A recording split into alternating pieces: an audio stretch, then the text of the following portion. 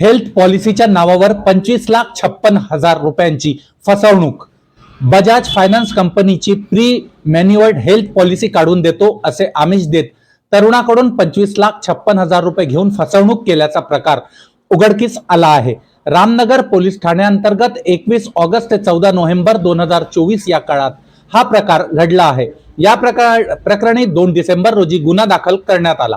आरोपी हेमंत लखन राखडे राहणार नागपूर त्याच्या साथीदाराने एकत्र संगनमत करून हितेंद्र सुनील निर्विकार राहणार बीएम पटेल वार्ड कर्नाटोली गोंदिया या तरुणाला बजाज फायनान्स कंपनीची प्री मॅन्युअर्ड हेल्थ पॉलिसी काढून देतो असे आमिष दाखविले।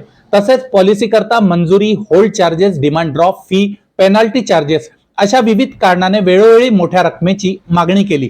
विश्वासावर हितेंद्रने आरोपी हेमंत यांच्या बँक खात्यात 25,56,000 रुपये जमा केले, परंतु आरोपी हेमंतने कोणतीही हेल्थ पॉलिसी न देता संपूर्ण रक्कम हडप करून हितेंद्रची फसवणूक केली।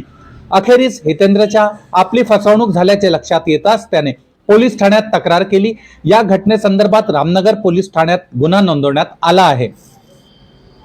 अशाच गोंदिया जिल्ह्याच्या बातम्या पाहण्याकरिता आपण एसबी सोशल मीडियाला लाईक करा, शेअर करा व सबस्क्राईब देखील करायला विसरू नका।